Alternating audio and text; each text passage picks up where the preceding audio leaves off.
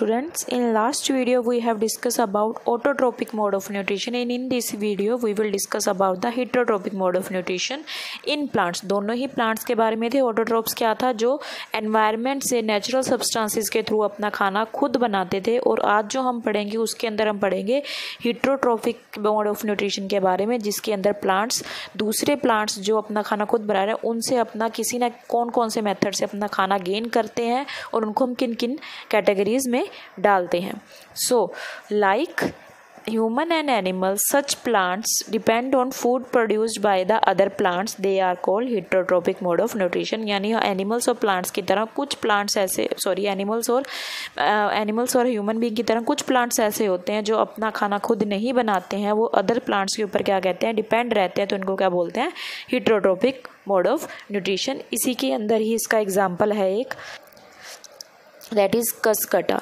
Cuscuta क्या है, एक प्लांट है जो अपना खाना खुद नहीं बनाता है, वो क्या करता है, दूसरे प्लांट्स के ऊपर क्या करता है, डिपेंड करता है और उससे खाना गेन करता है। Like you can look in this picture, in this picture you can see yellow colour की जो क्या है, इस पे बेल है एक हिसाब से, उसको क्या, वो क्या है, कसकटा है, ये येलो कलर की है। दैट मीन वो क्या नहीं कर सकती है, अपना खाना खुद नहीं बना सकती है। क्यों? क्योंकि उसके पास क्लोरोफिल नहीं है, तो अपना वो ऊपर इसके ऊपर ग्रो तो कर रही है, दैट मीन वो खाना ले कहाँ से रही है, न्यूट्रिशन तो उसको मिल रहा है, तो वो अपना न्यूट्रिशन कहाँ से ले रही है, इस ट्री से ले रही है, और वो ट्री क्या है, इस टाइम पे उसको खाना दे रहा है, तो एक होस्ट प्लांट है। यानी जैसे हम किसी के घर पे पार्टी में जाते हैं तो वो क्या होता है, जिसकी पार्टी जो हमें थ्रो कर रहा है यानी दे रहा है, वो क्या होता है, होस्ट होता है। Like this plant is acting as a host for that cuscuta और अमरबेल, इसको अमरबेल भी बोलते हैं। इसके लिए वो क्या कर रहा है, होस्ट प्लांट का काम कर रहा है, ताकि क्या हो, इसको न्यूट्रिशन वो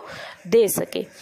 you can see here it does not have chlorophyll, क्योंकि क्या येलो कलर की है, इसके अंदर क्लोरोफिल नहीं है। It takes readymade food from the plant on which it is claim, यानी किसके ऊपर ये होती है, चढ़ी हुई होती है, उसके ऊपर क्या होता है, वहीं से ये अपना रेडीमेड फूड जो उसने बनाया है उस प्लांट ने, उसको क्या करते हैं, गेन करती है।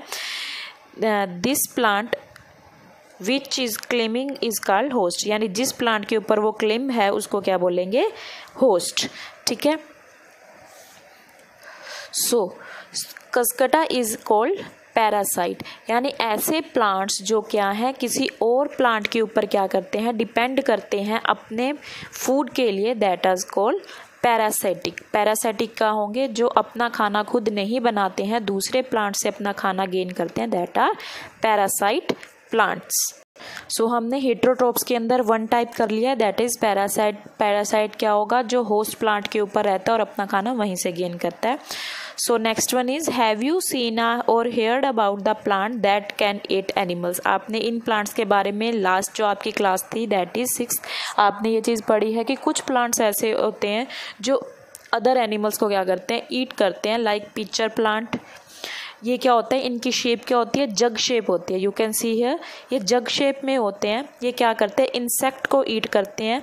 इनके अंदर हेयर्स होते हैं, ये जो आपको ब्लैक कलर के नज़र आ रहे हैं, ये हेयर्स होते हैं। जैसे ही कोई प्लांट एनिमल्स या इंसेक्ट इनके ऊपर बैठता है, वैसे ही ये क्या करते हैं, अपनी जो लीड है उसको क्या कर देते हैं, क्लोज कर लेते हैं, और इनके हेयर्स के अंदर वो इंसेक्ट क्या है, फंस जाता है, और वो डाइजेस्टिव जूस के थ्रू उसको क्या कर लेते हैं, डाइजेस्ट कर लेते हैं। दैट मीन क्या है, ये प्लांट्स क्या खा रहे हैं, एनिमल्स, दैट इज इंसेक्ट।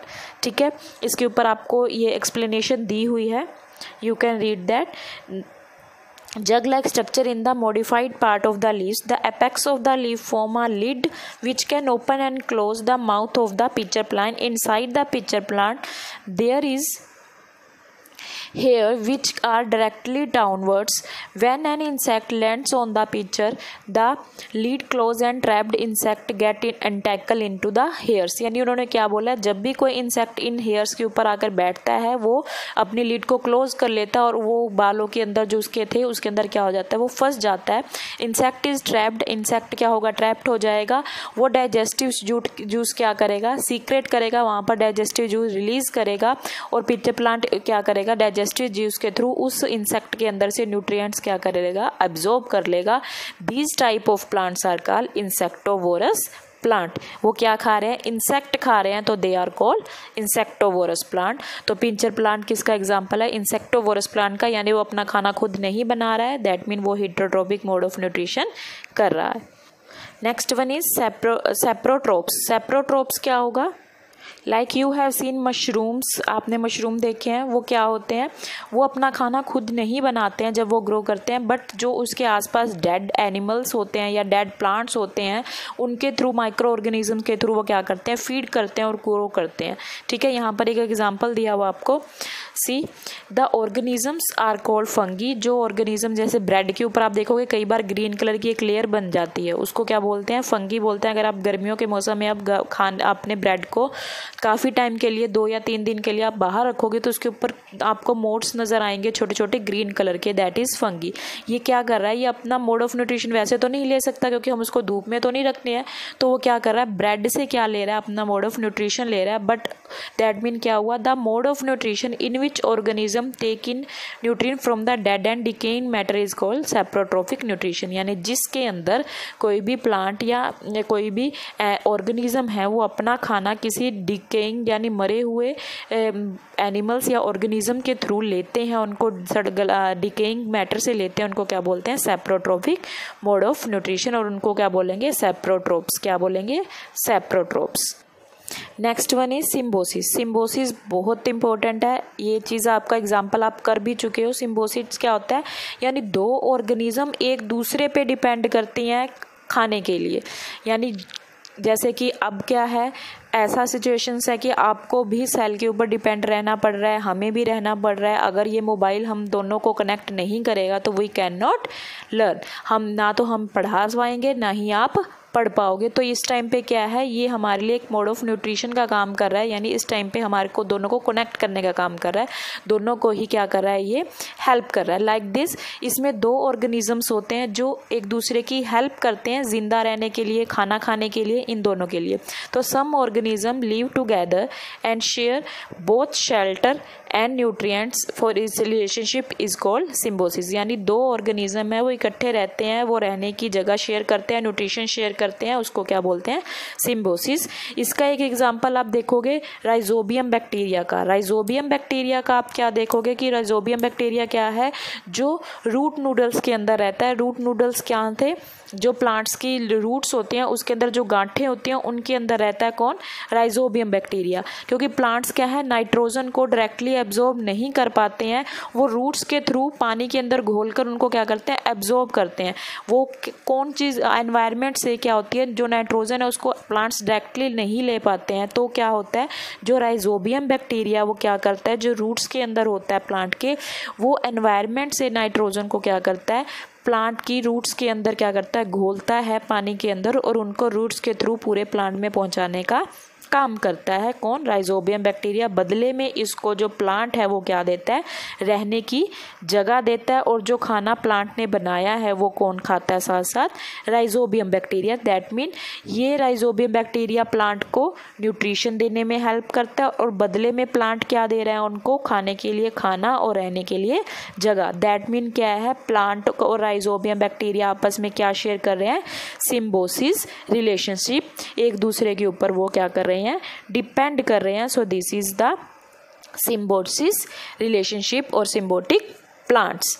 सो हमने अब क्या किया, 4 टाइप के प्लांट्स किए हैं। फर्स्ट वन इज सिम्बोसिस, ठीक है, इसके अंदर क्या होगा, जो एक दूसरे पे डिपेंड करते हैं प्लांट्स, वो हो जाएगा। Second thing is saprotrophs. Saprotrophs क्या होंगे कि इसके थ्रू हम डेड एनिमल्स के थ्रू जो अपना खाना लेते हैं, दैट इज सेप्रोट्रोप्स। इंसेक्टोवोरस, इंसेक्टोवोरस कौन से थे, जो इंसेक्ट को खाकर अपना न्यूट्रिशन गेन करते थे। एंड पैरासाइट्स, पैरासाइट्स क्या थे, जो क्या करते हैं, मोड ऑफ न्यूट्रिशन कहाँ से लेते हैं, होस्ट प्लांट से, यानी जिसके ऊपर वो होते हैं।